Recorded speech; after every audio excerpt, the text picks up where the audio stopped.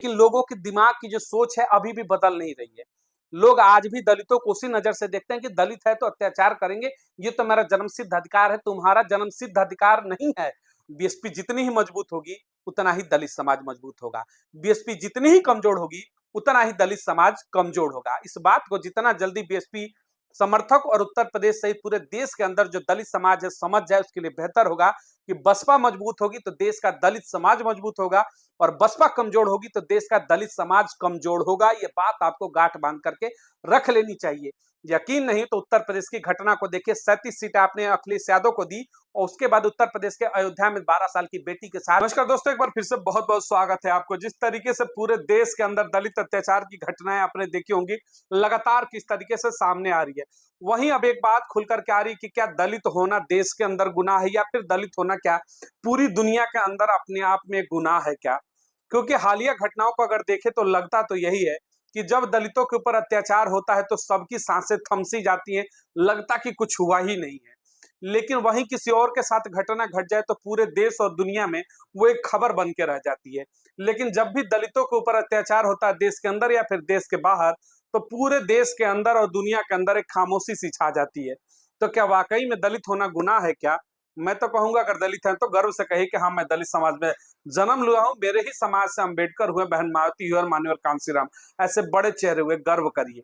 लेकिन चलिए मैं कुछ खबरें दिखाता हूं जिससे लगेगा कि देश के अंदर वाकई में इसको ऐसा अभिशाप बना दिया गया है कि दलित समाज से हो तो तुम्हारे किस्मत के अंदर उत्पीड़न लिख दिया जाएगा, यानी तुम्हारे माथे पर लिख दिया जाएगा कि तुम्हें उत्पीड़न और जो तुम्हें ज्यादती है वो झेलनी ही झेलनी पड़ेगी। जी हाँ, हम बात कर रहे हैं इस समय बांग्लादेश की। बांग्लादेश में जिस तरीके से इस समय तख्ता पलट हुआ, सेना ने कब्जा कर लिया है, उसके बाद से लगातार जिस तरीके से सोशल मीडिया हो या फिर मेन स्ट्रीम मीडिया, तमाम चैनलों पर वहां पर जिस तरीके से दलितों के साथ बांग्लादेश के अंदर अत्याचार सुनने को इस समय मिल रहा है, देखने को मिल रहा है, वो अपने आप में बड़ा ही एक प्रश्न खड़ा करता है।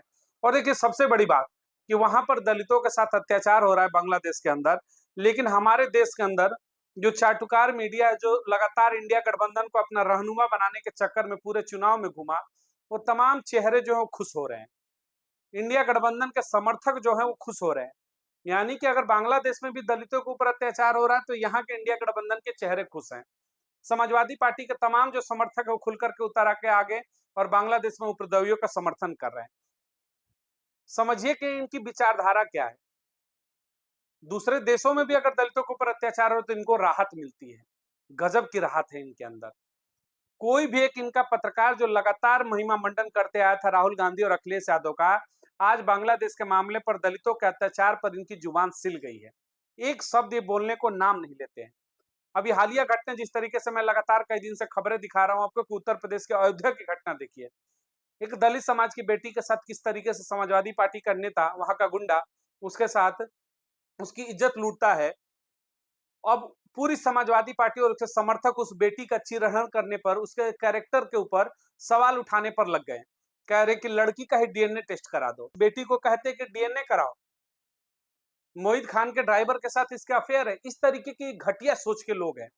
सोचिएगा इनकी लेवल क्या है। विदेशों में भी अगर इस तरीके की घटना, और ये बांग्लादेश से खबरें आ रही है कि दलितों के ऊपर अत्याचार है, दलित हिंदुओं के ऊपर लगातार वहां पर घरों में किस तरीके से उनके घुस घुस कर अत्याचार किए जा रहे हैं, घरों को तोड़े फोड़े जा रहे हैं, उस पर ये पूरी मीडिया खामोश है। इनके जो समर्थक है पूरी खामोश है।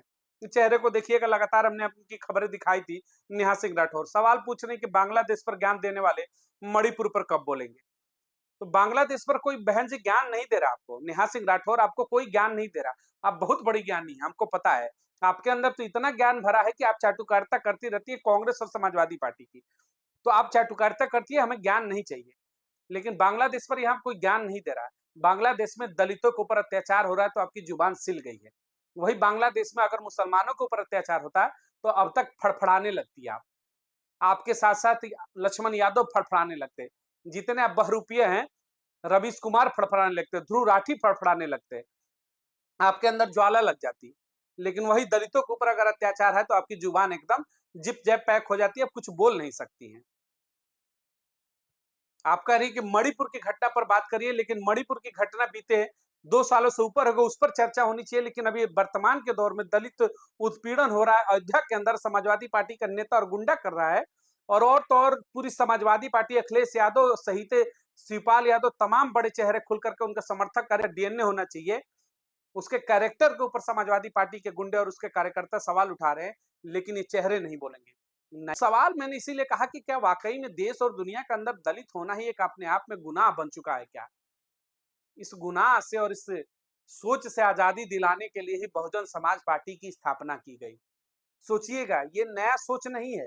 आज और कल में ये पैदा हुई सोच नहीं, एक हफ्ते के अंदर लोगों का ये विचार नहीं बदल गया। महीने 2 साल के अंतर की नहीं, हजारों वर्ष से लोगों के अंदर की जो भावनाएं रही हैं कि दलित है तो पैरों के नीचे रहेगा। मुगल काल हो या फिर उससे पहले की बात करें या फिर अभी अंग्रेजों का दौर था और उसके बाद आजादी के अभी तक का जो दौर करे 75 साल, एक मेंटालिटी बन चुकी है, एक लोगों की सोच बन चुकी है कि दलित है तो पैरों को नीचे रखना है, दलित है तो उसके ऊपर अत्याचार करना हमारा जन्मसिद्ध अधिकार हो जाता है। आप गलत हैं। दलित है तो आपका जन्मसिद्ध अधिकार कतई नहीं कि आप उसके ऊपर अत्याचार करेंगे, आप उसके साथ दुराचार करेंगे। लेकिन लोगों के दिमाग की जो सोच है अभी भी बदल नहीं रही है। लोग आज भी दलितों को उसी नजर से देखते हैं कि दलित है तो अत्याचार करेंगे, ये तो मेरा जन्मसिद्ध अधिकार है। तुम्हारा जन्मसिद्ध अधिकार नहीं है। वो भी हमारे और तुम्हारे बीच का एक शख्स है, हमारे और तुम्हारी तरह वो भी एक इंसान है, उसकी भी मान और मर्यादा है, उसकी भी अपने सपने और ख्वाहिशें हैं, जिसे तुम तोड़ देते हो, जिससे मोहित खान जैसे समाजवादी गुंडे तोड़ देते हैं। एक दलित समाज की 12 साल की बेटी जो पूरी दुनिया देखती, उसके जीवन को इसने तबाह करके रख दिया। अब उसके कैरेक्टर पर सवाल उठा रहा है समाजवादी पार्टी के गुंडे और समर्थक कि लड़की का कैरेक्टर ही खराब है, वो तो ड्राइवर के साथ उसका संबंध था। बांग्लादेश के मामले में दलितों के ऊपर अत्याचार पर सबकी जुबान चुप हो जाती है। अभी देखिए, इजराइल और हमास का अगर युद्ध चल रहा है तो इजराइल और हमास के मामले में पूरे देश के जो चाटुकार मंडली है, इनकी जुबान खुल जाती है कि इजराइल ने हमला कर दिया हमास के ऊपर, बहुत दुख हो रहा है, बहुत दर्द हो रहा है। होना चाहिए, वहां भी मानवता होनी चाहिए। मैं कह रहा हूं कि इजराइल जिस तरीके से हमले कर रहा है, फिर इजराइल के ऊपर जो हमास ने हमला किया, कहीं भी हमला नहीं होना चाहिए। निंदा हर जगह की होनी चाहिए। लेकिन उनको इजराइल और हमास दिख जाता है, ईरान और इराक दिख जाता है इन चाटुकारों को, लेकिन बांग्लादेश में दलित हिंदुओं के ऊपर हो रहे अत्याचार इनको नहीं दिखते हैं। उसके ऊपर बोलना ही नहीं चाहते, क्योंकि कौन अत्याचार किसके ऊपर हो रहा है? दलित के ऊपर। दलित को तो हम गिनती में ही नहीं रखते हैं। दलितों के ऊपर तो हम एकदम जन्म सिद्ध अधिकार मानते हैं कि उसके ऊपर तो एकदम बिल्कुल उसके साथ अत्याचार होना चाहिए। ये भ्रम छोड़ दो, ये नहीं होना चाहिए। अब समय बदल चुका है। 21वीं सदी का भारत है और भारत के अंदर संविधान है, और अंबेडकर के संविधान के तहत ही जो तुम्हारी सोच है, इस सोच पर जितना जल्दी ताला लगा सको लगा लो कि दलितों के ऊपर अत्याचार करना तुम्हारा जन्म सिद्ध अधिकार है। कतई नहीं है। दलितों के ऊपर अब अत्याचार करने की अगर सोचोगे तो संविधान के तहत यकीन मानना उस काल कोठरी के दरवाजे के दर्शन करने पड़ेंगे, जिसके लिए शायद तुमने कभी जीवन में सोचा ना हो। इस विचारधारा की लड़ाई है। आप बार बार बसपा के छोड़कर भागते हैं ना, कहते बसपा ने किया क्या, सड़कों पर नहीं उतरी। तुम मूर्ख हो। तुम मूर्ख हो अगर बहन मावती से सवाल पूछते हो कि सड़कों पर नहीं उतरी। तुम सबसे बड़े बेशर्म हो। देश के अंदर उस औरत ने एक क्रांति लाई। दलित समाज के अंदर जो खटिए के नीचे बैठता था उसको मान सम्मान दिलाने का काम किया। उस औरत से अगर कोई पूछे कि तुमने जीवन में क्या किया, तो यकीन मानो तुम्हारे जैसा मूर्ख और तुम्हारे जैसा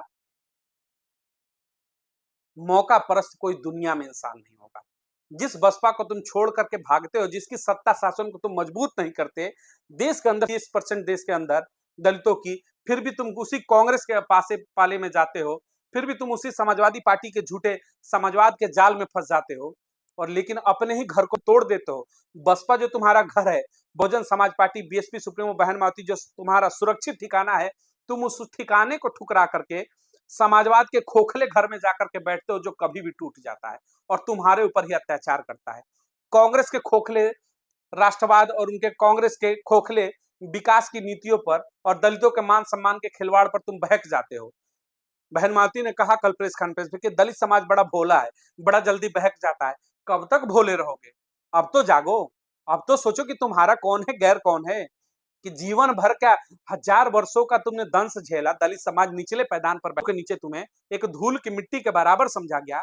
अब तो भोले मत रहो, अब तो चढ़ाक बनो। कब तक चढ़ाक बनोगे?